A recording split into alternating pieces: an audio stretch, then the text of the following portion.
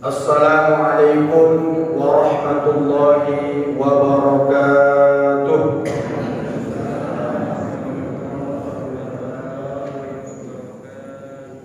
A'udzu billahi minasy syaithanir rajim. Bismillahirrahmanirrahim.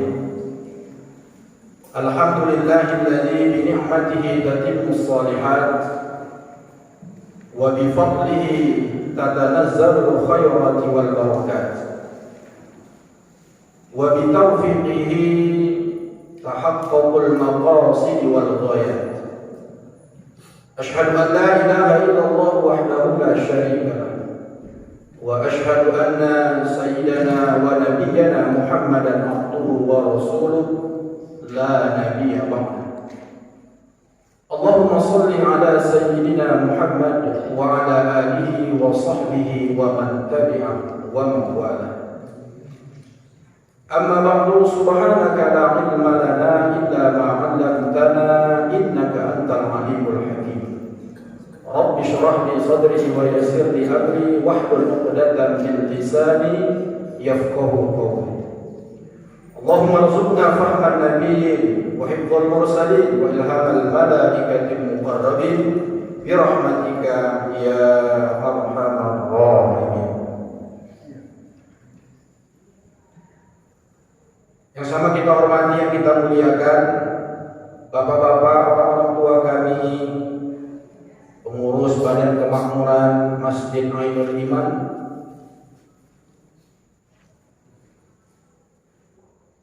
saya dapat informasi pengurus BKM-nya baru ya Pak ya? Baru terpilih. Alhamdulillah. Oh stok lama. Alhamdulillah. Bagus juga lah. Kadang-kadang kalau udah berganti pengurus BKM yang baru aja Bapak, ustaz-ustaz pun kena. Kadang yang lama tak mau lagi datang ke masjid. Itu makanya Ustaz Sofwan kajian Ustaz akhlak cocok saya bilang. Karena sekarang ini banyak orang sudah melupakan akhlak di masjid, di mana-mana sekarang kalau pergantian BKM aja berkurang separuh jamaah. Ini saya tengok bukan berkurang malah bertambah. Amin ya rabbal alamin. Semoga istiqomah khususnya setiap minggu kedua setiap bulan kajian saya. Itu kalau diperpanjang kata Ustaz Sofwan. Kalau cocok katanya. Saya pun bingung juga kalau cocok. Gawat kan Ustaz ini kalau cocok. Mudah-mudahan cocok lah ya Bu ya. Amin ya rabbal alamin. Kemudian selanjutnya yang sama kita hormati, yang kita muliakan, bapak-bapak, ibu-ibu, orang-orang tua kami, jamaah sholat subuh dan majelis kuliah subuh. Insyaallah kita semua yang hadir ini senantiasa dalam lindungan Allah Subhanahu wa taala, mendapatkan rahmat dan kasih sayangnya. Yang paling utama kita mendapatkan ridho dari Allah Subhanahu wa taala. Amin ya rabbal alamin. Pertama sekali mari sama-sama kita mengucapkan syukur kepada Allah Subhanahu wa taala dengan memperbanyak ucapan syukur. Alhamdulillahirabbil alamin. Shalawat beserta salam mari sama-sama kita perbanyak ucapan shalawat. Allahumma shalli ala sayyidina Muhammad wa ala ali sayyidina Muhammad. Mudah-mudahan kita termasuk dari umat-umat beliau yang telah akan mendapatkan syafaat. Amin ya rabbal alamin. Bapak-bapak, ibu-ibu, orang-orang tua kami, jamaah yang dimuliakan Allah Subhanahu wa taala. Alhamdulillah saya diberikan kesempatan untuk mengisi kajian kuliah subuh di masjid yang kita muliakan ini. Ini agak sedikit cerita dulu Pak ya Bu, supaya nanti nggak salah paham. Ini Ustaz mana nih, udah keliling, masih muda datang pula ke masjid kan gitu. Nah, ini perlu diklarifikasi juga nih. Baik, saya akan memperkenalkan diri sedikit aja Bu, singkat. Walaupun tadi Ustaz Sofwan sudah menyampaikan agak sedikit tentang profil saya. Nama saya Mahmud Ajis Arahab SHI. Mahmud Ajis Arahab SHI. Ini tidak ada sangkut pautnya dengan nepotisme ya Bu. Nah, ini perlu diklarifikasi. Walaupun Bang Sofwan ini, Ustaz Sofwan ini adalah abang stampu saya di Madrasah Salafiyah Muallim. Dan yang paling penting, saya nggak minta ngisi di sini. Nah itu yang paling penting. Adabnya, akhlaknya itu. Ada ustaz-ustaz nih, supaya juga beradab. Ya, bukan mengartikan ustaz-ustaz lain tidak. Tapi salah satu adab kami, akhlak kami itu adalah jangan pernah sekali-sekali minta jadwal. Karena nanti kalau sudah minta jadwal, ada apa yang lebih baik ditinggalkan itu. Nah, itu rata-rata, tapi tidaklah pula semua. Itu perlu diklarifikasi itu. Saya lahir tahun 81, tepatnya tanggal 11 April bulan 4. Tanggal 11 bulan 4 tahun 1981. Insyaallah nanti bulan 4 panjang umur, berarti usia saya 40. Kemudian saya bertempat tinggal tidak jauh dari sini di Jalan Roso. Nah, kalau ibu-ibu dulu pernah berobat ke tempat almarhum Ustaz Junaidi, ada pasien di sini, Pak? Ada. Nah, Ustaz almarhum itu kan di atas, saya di bawah, pas di depan masjid di rumah saya. Nah, kenapa Ustaz sampaikan begitu? Nanti kalau misalnya mau ngapa-ngapain gampang nyari saya. Jadi ini bukan Ustaz Google, bukan Ustaz hantu, nggak tahu di mana ribanya. Istri saya alhamdulillah masih satu, cantik Ustaz. Nah, ibu-ibu kalau mau tahu rumahnya. Anak saya 2 masih kecil-kecil, satu kelas 6, satu kelas 4. Kemudian aktivitas saya sehari-hari saya mengajar di Madrasah Salafiyah Muallim Unifa Medan. Saya kebetulan mengambil 2 mata pelajaran, yaitu hadis dan mustalah hadis. Hadis dan mustalah hadis. Nama kitab hadis kami itu Bulughul Maram. Kemudian nama kitab mustalah hadisnya Istilahatul Muhaddisin. Ditulis dan dikarang oleh ulama Al-Wasiyah Al-Ustaz Muhammad Arsyad bin Thalib Lubis. Lubis juga. Jadi Mandailing ini memang luar biasa. Bukan artinya yang lain-lain tidak luar biasa, tidak. Kebetulan.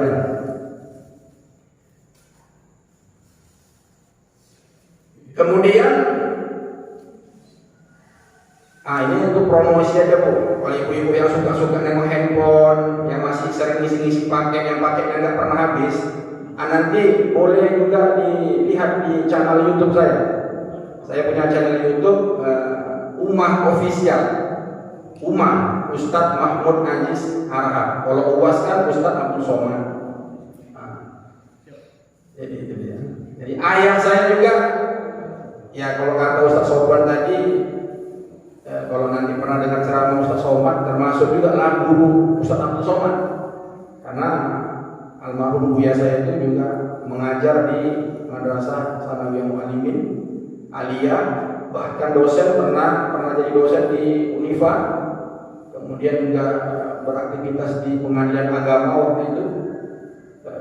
Kemudian juga termasuk anggota Majelis Ulama ketika beliau masih hidup. Dan saya juga lama berpikir, gak pernah saya tanya sama almarhum buya saya, kenapa nama saya diberi nama Mahmud Ajis. Ternyata selidik punya selidik. Setelah almarhum buya saya meninggal, saya tanya sama umi saya, Mi, kenapa namaku diberi nama Mahmud Ajis? Oh, itu ada ceritanya. Dulu buyamu pas waktu mau sidang S1, itu pemimpinnya ketua MUI, namanya almarhum Ustaz Mahmud Ajis. Sehingga pas waktu Umi mau melahirkan, diberilah namamu itu dengan Mahmud Ajis. Agak-agaknya supaya bisalah ketularan sikit-sikit keciprat seperti almarhum ketua MUI itu Mahmud Ajis. Terkabul gak doanya? Alhamdulillah, terkabul sampai sekarang. Saya alhamdulillah sekarang di jadi tua, masuk juga pengurus MUI walaupun belum jadi ketua. Nah, itulah Bu, makanya kita mesti hidup ini berakhlak dan beradab. Termasuk ngasih nama itu mesti beradab, jangan asal-asalan ngasih nama. Kadang-kadang ada orang, apalah arti sebuah nama katanya. Oh luar biasa coba. Jangan sampai salah mengartikan ngasih nama ya Bu ya. Dan berikutnya selesai lalu profil saya ya. Tak usah apa lagi tanya lagi kemana-kemana. Yang penting udah jelas pasal status saya. Bapak-bapak, ibu-ibu jamaah yang dimuliakan Allah, saya akan mengisi pada pertemuan ini, pertemuan yang pertama ini kajiannya akhlak atau tasawuf. Dan saya kemana-mana biasanya kalau mengisi pengajian saya nggak mau tidak berkitab, artinya bukan sok paten-paten supaya mengaji itu terkontrol. Dan itu ada selebaran kertas yang dibagikan kepada jamaah itu supaya bisa dilihat. Lihat nanti di situ ada beberapa amalan. Karena kalau udah ngaji akhlak, ngaji tasawuf ini tidak terlepas dari amalan-amalan, ya, terutama zikir-zikir dan doa-doa. Dan saya berpikiran ini kitab ini sangat cocok nih dengan jamaah di sini. Kenapa? Karena saya tengok rata-rata udah tua-tua. Orang tua-tua kan sering berzikir-zikir, ya. Kadang-kadang dia bersuluk di basilan. Nah kitab ini namanya adalah Hidayatus Salikin fi Suluki Maslakil Muttaqin. Hidayatus Salikin artinya petunjuk, hidayah, pedoman. As-salikin orang yang berjalan, orang yang bersuluk. Istilah suluk itu rupanya dalam bahasa Arab, suluk. Salikin, orang yang berjalan, ada mengartikan orang yang beribadah. Fi suluki maslakil muttaqin, pada jalan orang yang berjalan menuju orang yang ingin menjadi orang yang bertakwa. Jadi kitab ini secara singkat saya sebutkan adalah kitab yang menuntut orang yang mengkaji, mempelajari serta mengamalkannya, dituntunnya kita supaya bisa menjadi orang yang bertakwa. Itu kan inti ajaran agama Islam ya Pak, bahwa kita dituntut dalam hidup ini menjadi orang-orang yang bertakwa. Makanya setiap Jumat itu kan wasiat wajib, rukun bagi khatib Jumat itu bahwa dia berwasiat. Wasiatnya adalah tentang takwa. Sudah, itu progresnya. Ini kitab Hidayatus Salikin ini adalah kitab yang disusun dan ditulis oleh ulama yang cukup terkenal sampai sekarang. Namanya adalah almarhum Asy-Syaikh Abdul Somad Al-Palembani. Ini hebat nih. Ini Asy-Syaikh Abdul Somad Al-Palembani ini beliau adalah seorang sufi, seorang ahli tasawuf. Beliau itu banyak menulis buku-buku yang menterjemah atau memberikan penjelasan tentang kitab-kitab yang disusun oleh Al-Imam Al-Ghazali rahimahullah ta'ala. Termasuk ini kitab Hidayatus Salikin ini sebenarnya adalah terjemahan. Terjemahannya cuma Arab Melayu itu Pak. Nah, mungkin kalau orang tua dulu ngerti ya. Anak sekarang mungkin payah kalau Arab Melayu. Nanti dengarkan aja lah Pak ya. Arab Melayu. Karena gini Bu Pak, kami diajarkan dulu ngaji-ngaji supaya dapat barokah. Yang paling tinggi itu kalau mau mengaji itu adalah kitab aslinya, kitab Arabnya. Kitab Arabnya ada Hidayatus Salikin, tapi nanti kalau saya bawa ke Arabnya, waktu nanti tidak cukup karena baca Arab, terjemahkan, jelaskan dan makan waktu. Sementara di sini disiapkan waktu cuma 40 menit. Ini aja udah pembukaan aja udah 20 menit, belum lagi masuk kajian kita. Nah, jadi terjemahannya, dan terjemahannya ini diterjemahkan oleh ulama Nusantara juga, orang Kalimantan, orang Banjar, tapi sekarang berdomisili di Malaysia. Jadi tuan guru besar di Malaysia. Alhamdulillah dia masih hidup. Namanya adalah Syekh Ahmad Fahmi Zamzami. Syekh Ahmad Fahmi Zamzami sudah menulis puluhan buku dan lebih condong beliau ini menulis tentang fikih dan tasawuf. Jadi kitab ini sebenarnya adalah kitab yang ditulis oleh Al-Imam Abu Hamid Al-Ghazali rahimahullah ta'ala, atau Imam Al-Ghazali. Kita mengetahui Imam Al-Ghazali ini adalah ulama yang paling top di masanya dan sampai sekarang. Apa yang membuat beliau itu menjadi ulama yang cukup diikuti oleh hampir seluruh kaum muslimin di penjuru dunia ini, termasuk di Indonesia? Bapak-bapak, ibu-ibu jamaah yang dimuliakan Allah, kita yang dalam hidup ini wajib menuntut ilmu. Wajib itu Pak, fardu ain hukum. Dan ilmu yang wajib kita pelajari itu 3. Yang pertama, ilmu akidah atau ilmu tauhid. Yang kedua, ilmu syariat yang disebut dengan ilmu fiqih. Dan yang ketiga namanya ilmu akhlak atau tasawuf. 3 ilmu ini fardu ain hukumnya. Arti fardu ain itu wajib setiap individu, orang-orang yang Islam, yang beriman, yang baligh dan mukallaf. Jadi kalau selama hidup kita tak pernah belajar tauhid, kalau fikih, udahlah ya, ada kajian fikih di sini. Tauhid ada Pak?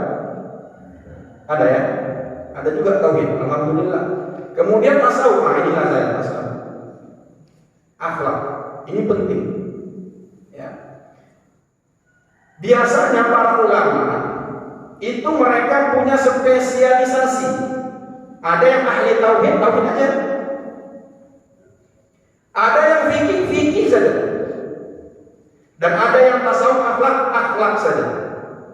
Makanya paham ahli sunnah wal jamaah, tauhid kita, akidah kita, Imam Abu Hasan al-Ash'ari, ya. Kemudian fikihnya Syafi'i kita yang 4 mazhab itu. Kemudian tasawufnya Imam Hasan al-Basri dan Imam al-Ghazali. Jadi jangan ragu lagi Pak, kitab ini bukan kitab yang menyimpang. Dan nanti banyak setelah kita kaji, insya Allah, kalau panjang umur dan diperpanjang sampai akhir, ternyata dalam kitab ini banyak sekali amalan-amalan yang selama ini sudah kita kerjakan, kita nggak tahu dalilnya ternyata ada dalam kitab ini. Contohnya apa Ustaz?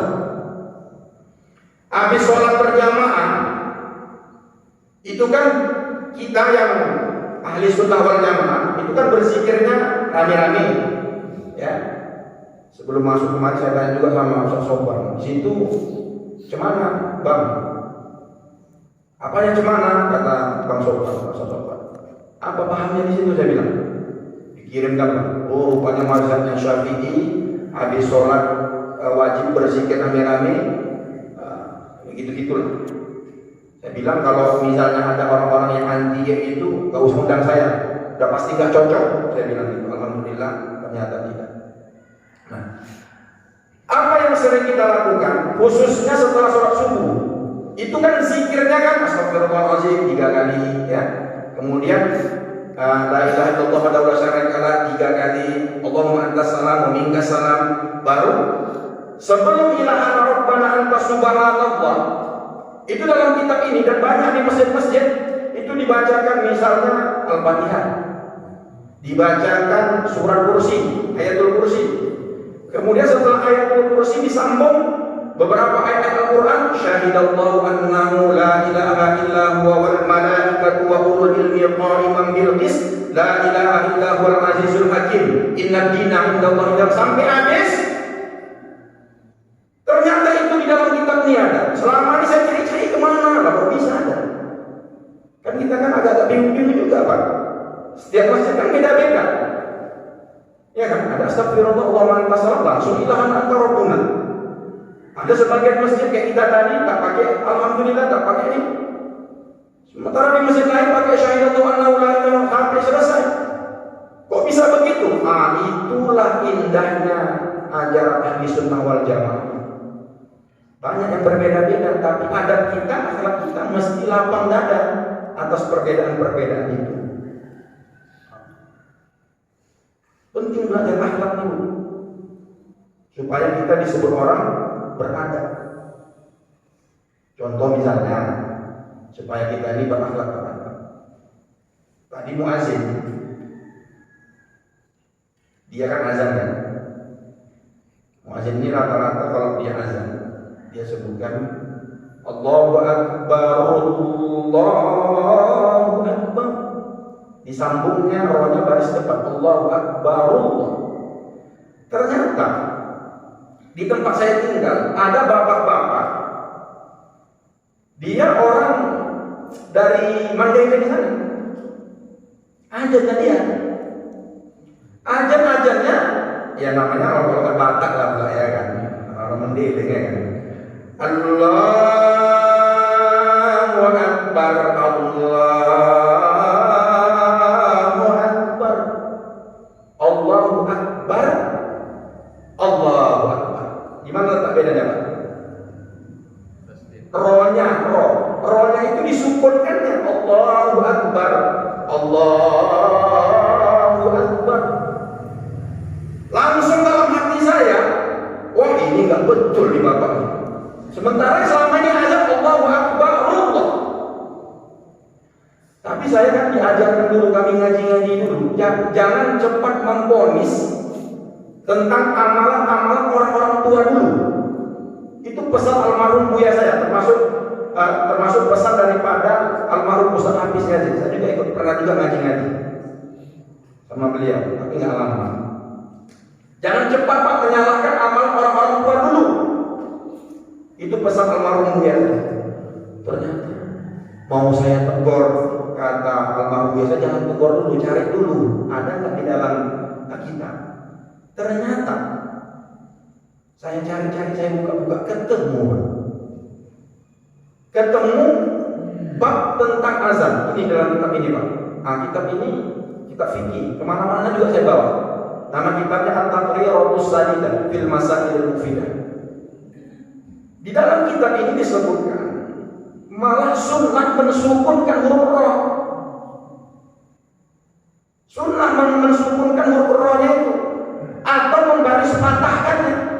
Allahu Akbar, Allahu Akbar. Saya tengok-tengok malah nggak ada Allahu Akbar Allah.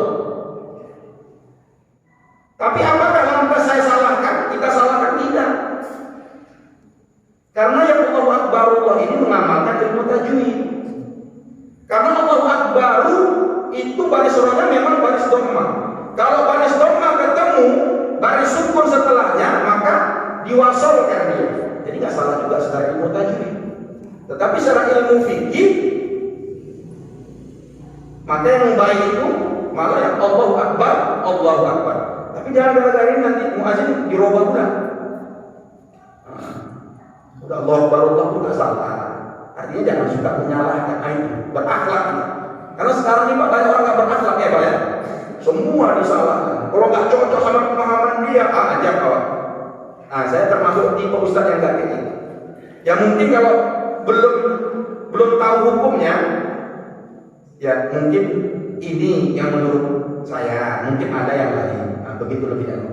Dan saya kalau ditanya nanti saya tanya jawab, kalau saya nggak tahu, ya saya bilang nggak tahu. Nanti saya pulang saya cari jawabannya. Kenapa? Itu ada. Kalau kita ditanya nggak tahu, jangan sombong, jangan sok tahu. Itu kan yang diajarkan Rasulullah. Ketika malaikat Jibril datang kepada Rasulullah menanyakan tentang hari kiamat, betul Pak? Apa kata Rasulullah? Ditanya tentang hari kiamat. As-sa'ilu a'lamu bil mas'ul. Yang ditanya itu lebih tahu dari yang bertanya. Yang bertanya itu lebih tahu dari yang ditanya, kata Rasulullah. Nah, itu dia. Itu termasuk hal. Baik bapak-bapak, ibu-ibu jamaah yang dimuliakan Allah. Nah, kita pelan-pelan masuk lagi.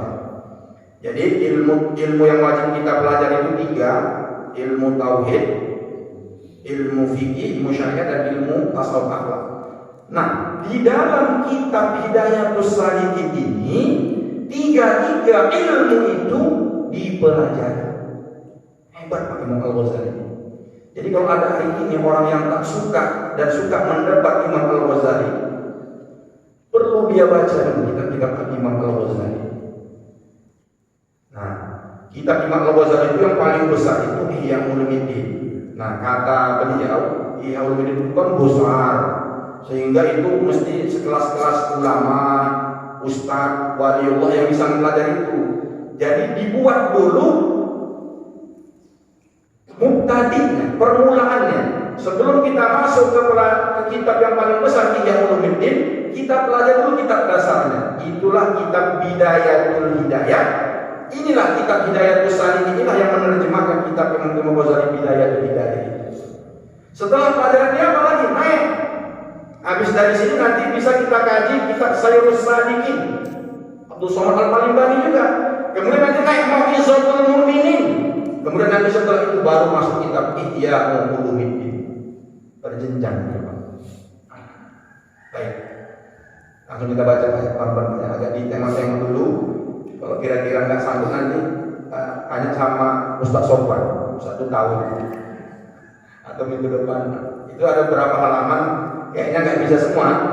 Nah, mungkin yang halaman 26 itu dulu kita pelajari. Baik, kita baca ya Bu, pelan-pelan ya Bu. Mudah-mudahan ada yang mengerti. Baik, bismillahirrahmanirrahim.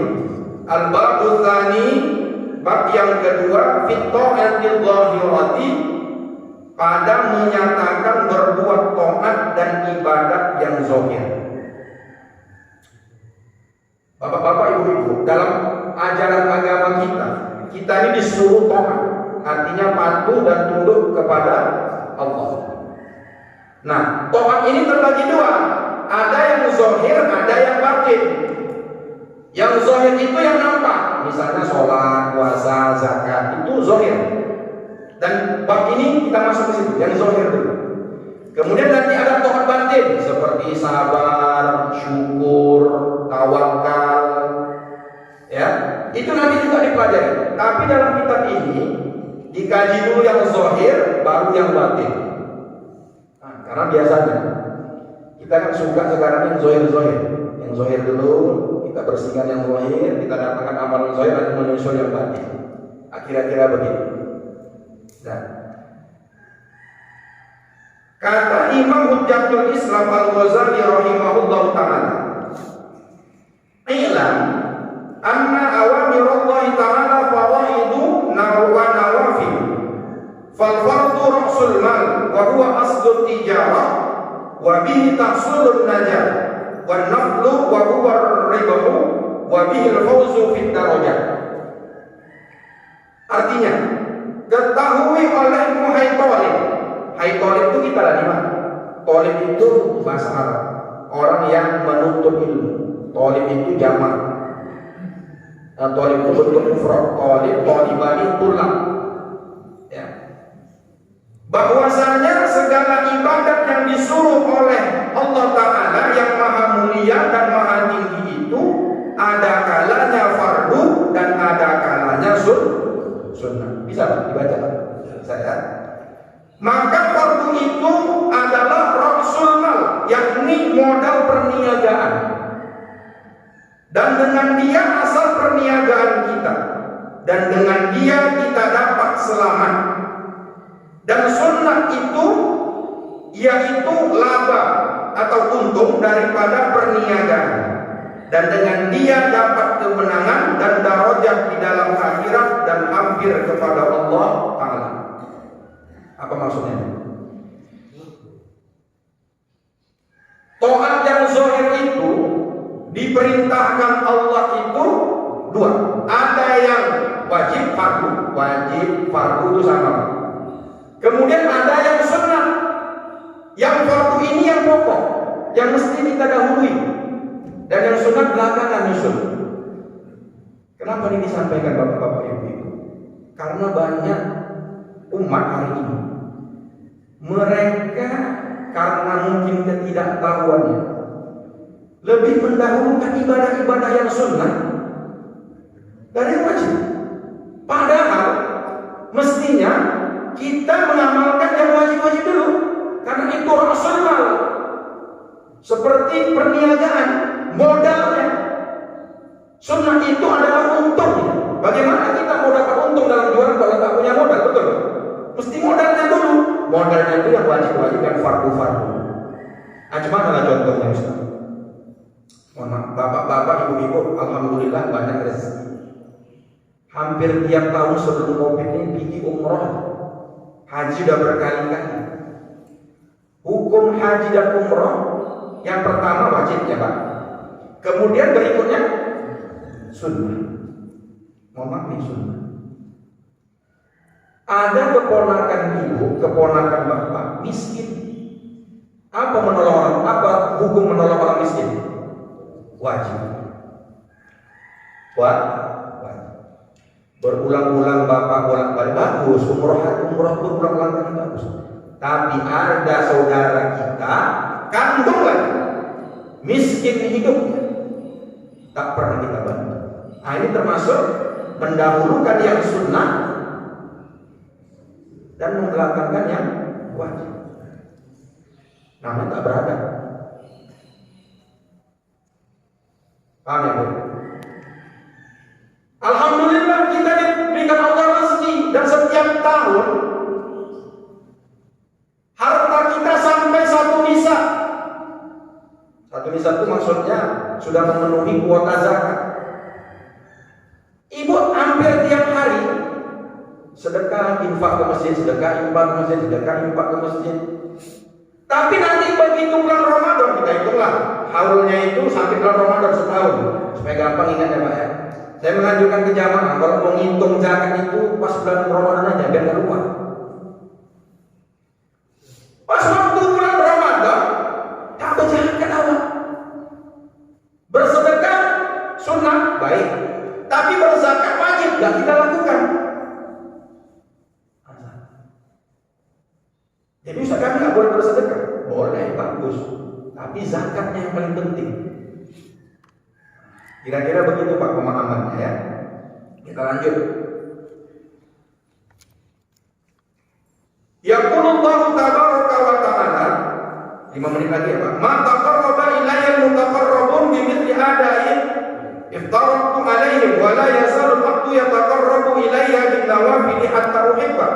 Fa idza ahbabtuhu kuntu sam'ahu alladhi yasma'u bihi wa basarahu alladhi yubsiru bihi wa lisanahu alladhi yantiqu bihi wa yadahu allati yabtishu biha wa rijlahu allati yamshi biha wa qalbahu allati yudmiru bihi. Artinya firman Allah Ta'ala di dalam hadis qudsi. Nah, firman Allah Ta'ala di dalam hadis qudsi. Pernah dengar hadis qudsi Pak? Hadis katanya itu sesuatu yang disandarkan kepada Nabi, baik perkataan, perbuatan maupun ketetapan. Betul Pak? Tapi kok firman Allah Ta'ala ada terjadi perbedaan. Hadis itu 2, hadis secara umum, hadis yang satu lagi hadis qudsi. Hadis qudsi itu lapas dan maknanya itu dari Allah, cuma lapasnya dari Nabi. Kalau hadis yang biasa itu semua dari Nabi, walaupun petunjuknya dari Allah. Jadi makin disebutkan firman Allah Ta'ala. Yaqulullahu Ta'ala. Dan Al-Quran beda, hadis qudsi dengan Al-Quran beda. Kalau Al-Quran itu langsung dari Allah, semuanya maknanya lapasan dari Allah. Apa firman Allah dalam hadis qudsi? Tiada menghampirkan kepadaku oleh orang yang menuntut hampir kepadaku dengan seumpama berbuat ibadat yang aku fardukan atas mereka itu, dan senantiasa hambaku menuntut hampir kepadaku dengan mengerjakan segala ibadah yang sunat hingga aku kasihi akan dia. Maka apabila aku kasihi akan dia, niscaya akulah pendengarannya yang ia mendengar dengan dia, dan akulah penglihatannya yang ia melihat dengan dia, dan akulah perkataan yang ia berkata dengan dia, dan akulah tangannya yang ia memegang dengan dia, dan akulah kakinya yang ia berjalan dengan dia, dan akulah hatinya yang ia mencita dengan dia. Sudah kali orang lainnya Pak, teringat awak dulu madrasah dulu ya Pak ya. Akan dia di mana dia. Udah jangan orang Pak ngaji ini. Saya suka, yang tua-tua ini saya suka. Ngaji daripada ngaji anak remaja. Pokoknya aja awak kerja awak, tak masuk gaji. Orang tua ini enak, akan dia di mana dia. Sedap kali ngaji ini Pak. Mudah-mudahan cocok lah Bu ya. Saya bilang sama nanti Bu, BKF sama Ustaz Sopan, lanjutkan Ustaz itu. Supaya mengaji ini tamat. Apa maksud hadis ini? Orang yang istiqomah mengerjakan yang fardu-fardu dan dia istiqomah diiringi dengan ibadah-ibadah sunnah, maka Allah akan membimbing dia. Bagaimana cara membimbingnya? Allah jaga pandangannya. Kan disebutkan tadi kan penglihatannya sebagaikan penglihatan buat Allah. Allah jaga penglihatannya, mata kita ini dijaga Allah. Yang pertama dijaga Allah dari perbuatan-perbuatan maksiat. Bukan. Kalau orang yang sudah istiqomah mengerjakan yang fardu, mengerjakan yang sunnah, itu mata ibu itu nonton di Indosiar itu gelisah ibu hati itu. Ada nggak selama ini ibu nonton di Indosiar itu gelisah ibu? Enggak Ustaz, senang aku Ustaz. Kayak mana nonton Indosiar? Rahasia ilahi itu kan. Bapak-bapak aja kena batu ya. Yang stroke bapak-bapak, yang sakit bapak-bapak, yang mati bapak-bapak. Semua bapak-bapak. Makanya aku nggak mau bu, saya itu nggak mau nonton itu. Kenapa? Awak aja dibanti orang tuh. Yang perempuan selamat, digotong karena bapak itu banyak dosa, suka menzalimi istri, suka mukul, nampar istri, selingkuh dia, digotong mayatnya masuk ke dalam paret, masuk ke dalam sungai, ngeri aja. Ibu-ibu kalau misalnya pilih pesta, nengok penyanyi keyboard, perempuan buka aurat, lagunya pun lagu apa lagi? Mata ibu kalau sudah dijaga Allah itu tunduk tuh, nggak mau nengok. Pendengaran kita juga dijaga Allah. Alhasil apa? Ya lama-lama kita di undangan ini. Bapak-bapak tidak begitu. Itu tandanya juga. Kalau orang yang sudah istiqomah melaksanakan yang fardu-fardu dan yang sunnah-sunnah, itu Allah jaga. Mata, mulut, telinga, kaki, tangan kita itu dijaga semuanya. Yang berat ini kan ustaz-ustaz Pak ya. Kalau undangan ini berat, apalagi yang undang jamaah, nggak datang, nanti pengajian di stop. Datang awal, habis bangku, tinggallah bangku satu di depan. Habis ngambil rendang itu duduk di depan awal.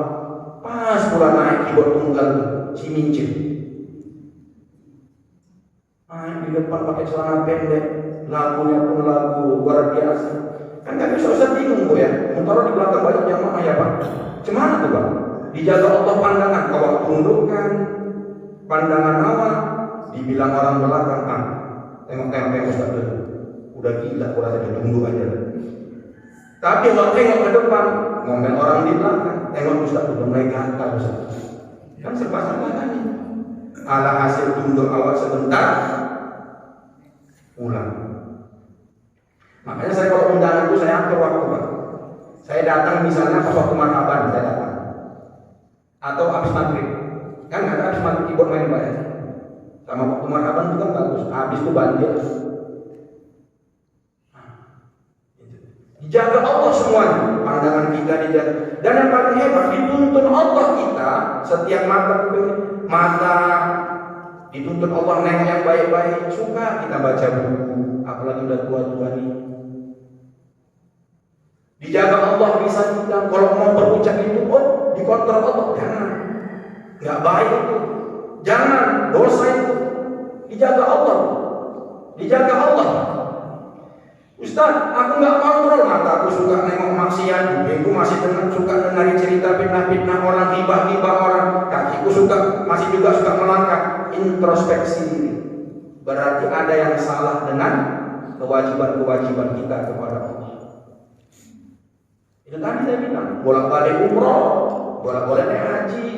Tapi ada saudara yang miskin gak kita bantu, kasar mulut kita Pak. Sakit hati orang mendengar setiap tutur kata kita.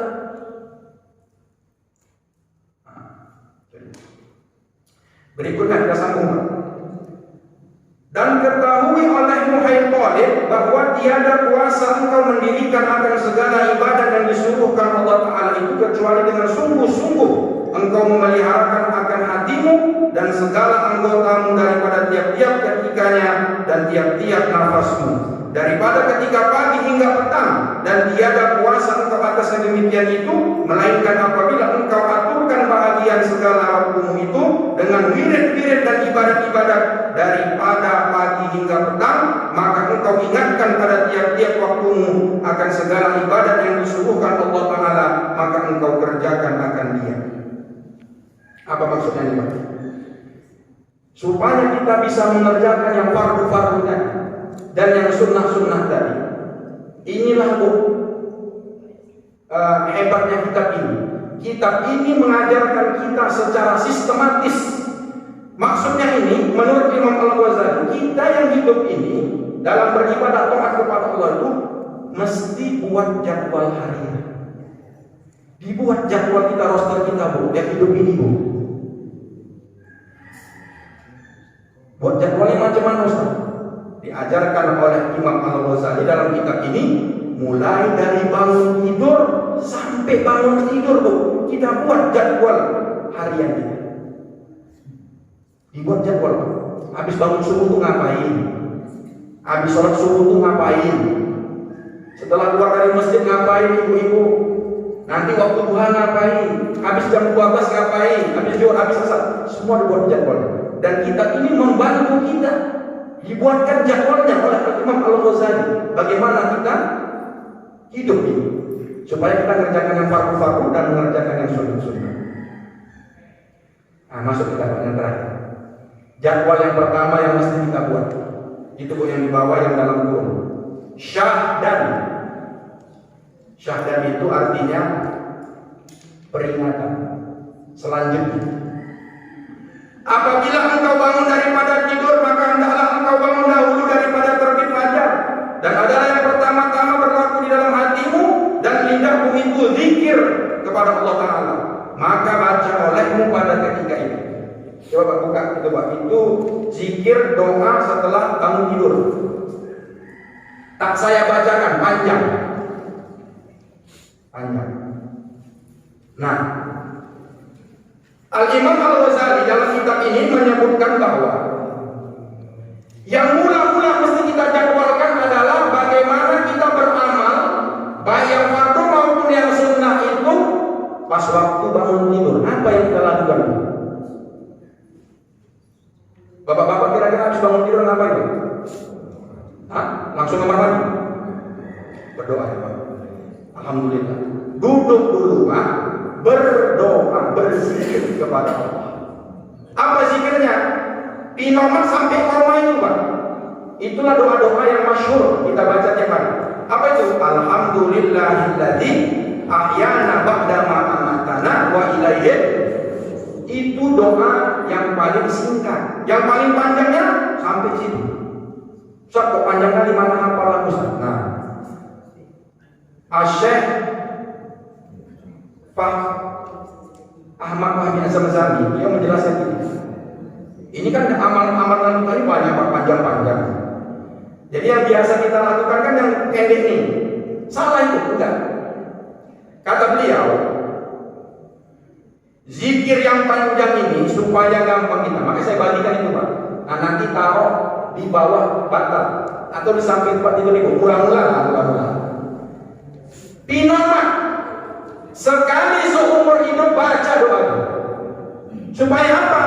Supaya kita terlepas. Karena kita menuntut ilmu kan langsung diamalkan ya, Pak. Amalkan itu. Pinomat sekali seumur hidup. Bapak bacalah doa ini sampai habis. Berkah luar biasa.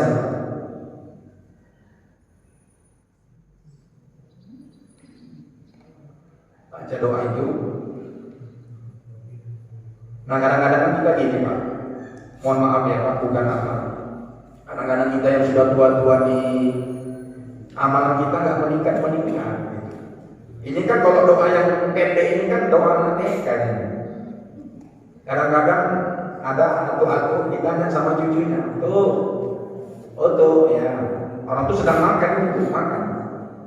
Tuh, kata Umat, kata mu'alimah di sekolah katanya, kalau misalnya mau makan itu berdoa dulu tuh. Doa kata anaknya, berdoa anaknya, cucunya. Salah doa. Bismillahirrahmanirrahim. Allahumma inni a'udzubika minal khubuthi wal khabathith. Kata aku tuh amin. Mana tuh? Amin kata aku.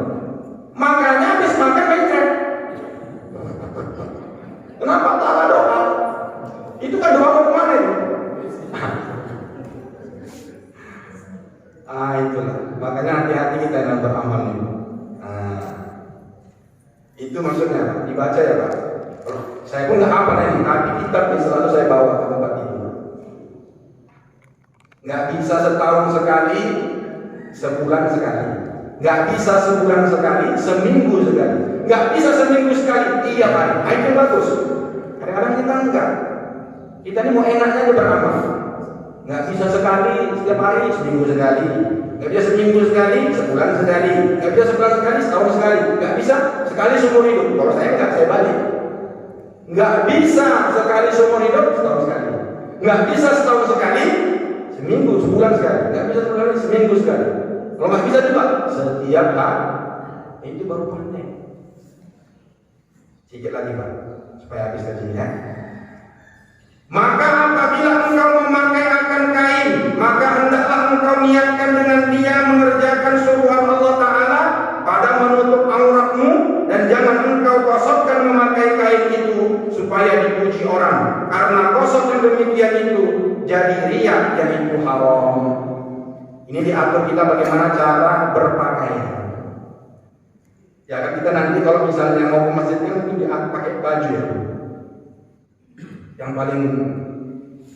Yang paling dianjurkan itu kalau ngaji akhlak ini, tasawuf ini, termasuk misalnya memakai pakaian itu, kosotkan, niatkan memakai pakaian itu adalah karena Allah, untuk menutup aurat, bukan untuk dipamer-pamerkan sama orang. Saya tahu nih, mau kena ibu-ibu ini mahal nih, pakai lama belinya nih Pak ya Bu ya, mahal-mahal. Tapi mohon maaf ibu-ibu, waktu pakai pakaian itu berniatlah di dalam hati bahwa ini pakaian ini aku niatkan memakainya karena ya Allah Ta'ala, karena aku ingin menutup aurat dan sebagai rasa syukur atas nikmat yang engkau berikan. Kenapa? Karena banyak di luar sana bajunya itu aja. Ibu-ibu bahkan itu saya pernah jumpa jamaah sampai bekai lalat mukena. Ada bapak-bapak pecinya, mohon maaf pecinya, nggak pernah ganti sampai kuning-kuning. Padahal Allah Subhanahu Wa Taala menyuruh kita kalau mau ke masjid pakai pakaian yang terbaik. Ya bani Adam, khudhu zinatakum inda kulli masjidin. Wahai anak Adam, anak manusia, kalau kau mau pergi ke masjid, khudhu zinatakum, ambillah perhiasanmu. Maksud perhiasan di situ pakaian kamu yang paling baik. Paling baik Pak kalau mau ke masjid nih. Tapi niatkan untuk menutup aurat karena Allah. Kadang-kadang mentang-mentang bajunya robbani, berdiri paling depan, sarungnya robbani, gayanya banyak kali Pak. Biar tahu orang menunjukkan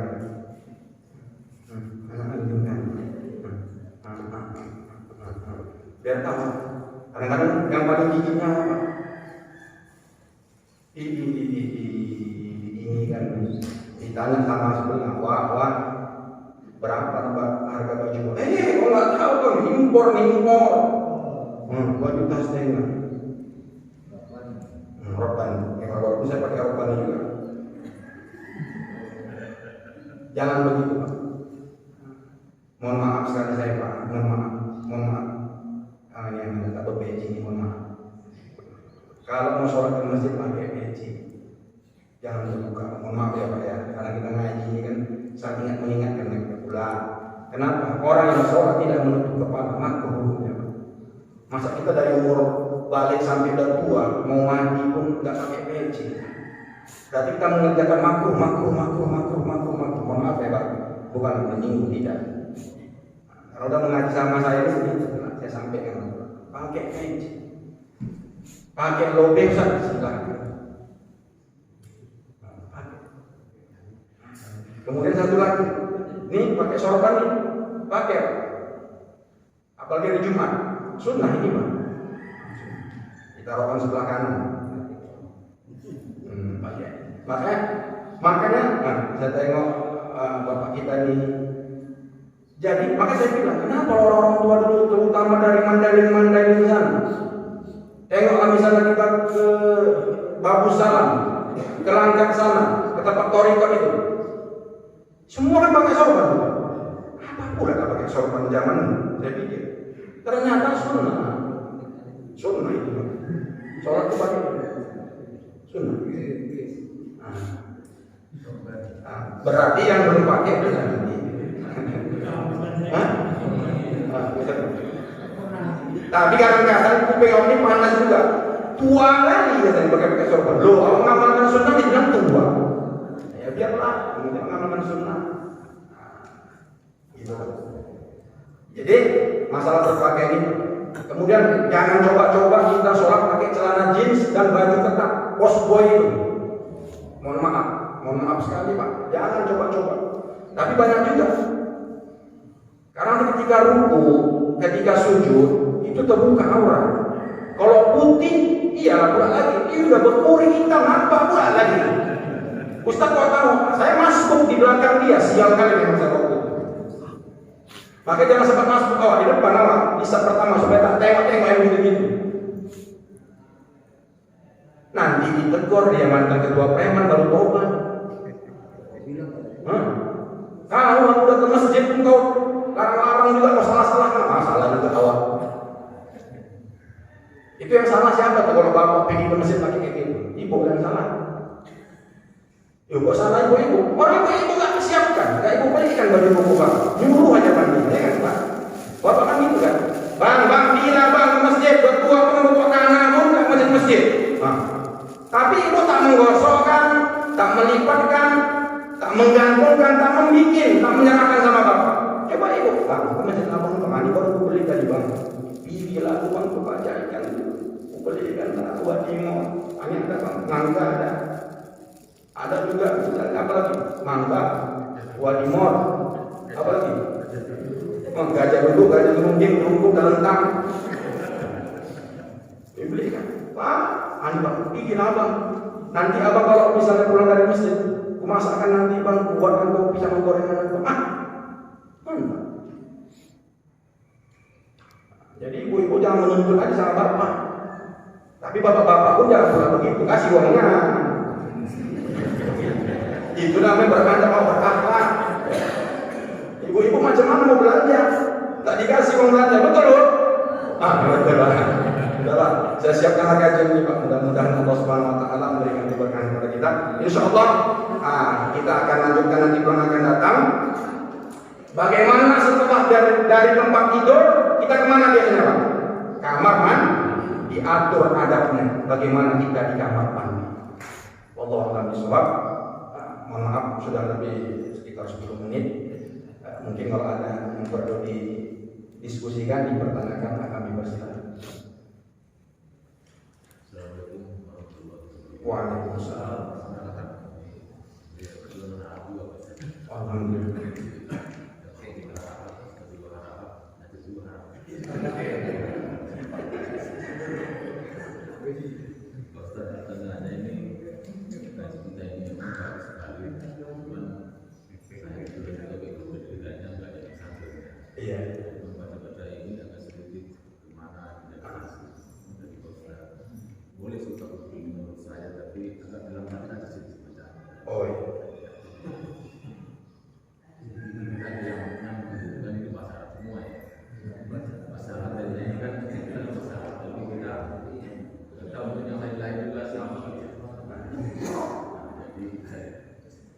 Baik, terima kasih Pak Arhab. Mengguru saya ini ya kan. Jadi kenapa tadi kalau saya cepat-cepat, saya ngejar waktu. Setelah saya baca kan saya jelaskan. Jadi kalau saya misalnya nanti maka apabila tak dapat nanti gajinya Pak. Makanya saya bilang nanti setelah ini kalau mau panjang sama Ustaz Sofwan. Tapi nggak apa-apa nanti ada yang lambat ada yang cepat. Ini tadi saya cepatkan kenapa? Tadi kan mukadimahnya memperkenalkan diri banyak mungkin. Insya Allah kalau kita panjang baru kita penuh. Memang ngaji yang gini-gini memang rata-rata bosan. Makanya saya jelaskan tadi dengan bahasa yang gampang dicerna.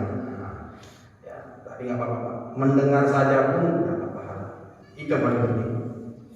Dan tidak keluar dari maksud yang dimaksudkan oleh kita. Maka saya bilang, apalagi saya pakai bahasa Arab kitabnya asli, makin berabe. Ya, semalam suntuk, apalagi bapak apa yang Ustaz Mahmud datang kemari udah pakai kitab kuning pula dia. Gak usah lagi Ustaz sopan diperpanjang dia kan juga awak.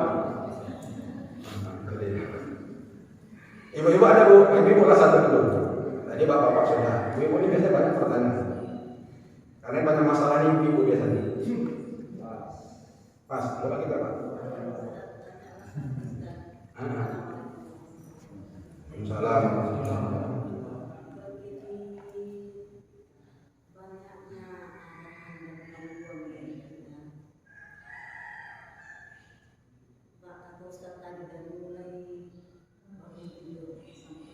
Assalamualaikum. Jika dalam satu harian itu tidak kita amalkan, ini kan masih dari kita kecil, kita tidur, kita yang 40-an dulu, Ustaz. Kalau kita baca ini, mau kamar mandi baca ini, keluar kamar mandi baca ini, makan ini. Jika tidak kita kontrol kehidupan kita dengan aturan-aturan yang sudah ditetapkan Allah ini, apakah menjadi satu dosa bagi kita yang kita lalai dalam keseharian itu selama bertahun-tahun, tak terasa umur kita sampai sudah puluhan tahun. Ya. Baik, pertanyaan yang bagus sekali ya Bu. Terima kasih. Di awal tadi sudah saya sebutkan, kitab ini sangat membantu kita sekali Pak, supaya kita terarah dalam hidup ini, khususnya tentang beribadah ya. Dan masalah sosial juga diatur di sini. Nah, sudah saya sampaikan tadi bahwa taat kepada Allah itu perintahnya ada yang wajib, ada yang sunnah. Yang wajib dikerjakan, baru yang sunnah ya. Bisa kita padukan dua-duanya, bagus sekali. Nanti Allah akan tuntun kita. Pertanyaan ibu ini, kalau misalnya nggak saya lakukan, Ustaz macam mana? Dapat dosa. Nah, kalau yang fardu nggak ibu kerjakan, itu berdosa. Sunnah, kalau nggak kita kerjakan, nggak dapat untung lah. Orang jualan, macam mana kalau nggak mau dapat untung? Mana mau jualan, balik modal aja, kan gitu. Nah, jadi, tapi yang paling perlu diingat, jangan kita setelah kita mengaji malas beramal. Penyakit jamaah itu dikasih ustadznya banyak amalan, begana begini, amalkannya baik. Kenapa? Karena tadi disebutkan perlu mujahadah, berjuang dalam beramal ini, nggak bisa santai-santai. Berjuang Pak. Karena setiap kita mau melakukan ibadah, hati kita ini selalu diusik sama siapa? Itulah musuh abadi kita. Nah, makanya nanti dalam kitab ini dipandu juga kita bagaimana cara mengkontrol hati supaya hati ini tidak bisa diganggu oleh setan itu. Memang Imam Al-Ghazali itu dalam kitab Ihya Ulumuddin fokusnya dia menata hati, kolbu itu nanti insya Allah. Jadi gitu Bu. Kalau kita sudah mengaji, amalkan. Walaupun kita amalkan tidak bisa semuanya, pinomat sekali. Seperti tadi doa bangun tidur itu langsung diamalkan besok. Langsung diamalkan, jangan nggak diamalkan, nanti nggak dapat berkah. Begitu Bu ya. Udah. Baik. Bapak-bapak, ibu-ibu, orang-orang kami jamaah yang dimuliakan Allah, mari sama-sama kita berdoa kepada Allah Subhanahu wa taala. Mudah-mudahan pengajian kita pada subuh hari ini mendapatkan ridho dari Allah Subhanahu wa taala. Astagfirullahaladzim alladzi la ilaha illa huwal hayyul qayyum wa atubu ilaih. Astagfirullahaladzim alladzi la ilaha illa huwal hayyul qayyum wa atubu ilaih. Astagfirullahaladzim alladzi la ilaha illa huwal hayyul qayyum wa atubu ilaih. Bismillahirrahmanirrahim. Alhamdulillahi rabbil alamin. والصلاة والسلام على أشرف الأنبياء والمرسلين وعلى آله وأصحابه أجمعين. اللهم صل على سيدنا محمد وعلى آل سيدنا محمد. اللهم علمنا ما جهلنا وذكرنا ما نسينا وانفعنا بما علمتنا يا الله يا أرحم الراحمين. اللهم زدنا علما وارزقنا فهما وعملا مقبولا برحمتك يا أرحم الراحمين. اللهم اجعلنا وأهلنا وأولادنا من أهل القرآن، واجعلنا وأهلنا وأولادنا من حفاظ القرآن، واجعلنا وأهلنا وأولادنا من عبادك الصالحين. اللهم إنا نعوذ بك من علم لا ينفع ومن قلب لا يخشع ومن نفس لا تشبع ومن دعاء لا يسمع برحمتك يا أرحم الراحمين. اللهم اجعل جمعنا هذا جمعا مرحوما وتفرقنا من بعده تفرقا معصوما. ربنا آتنا في الدنيا حسنة وفي الآخرة حسنة وقنا عذاب النار. وصلى الله على سيدنا محمد وعلى آله وصحبه أجمعين. سبحان ربك رب العزة عما يصفون وسلام على المرسلين والحمد لله رب العالمين. تقبل الله منكم.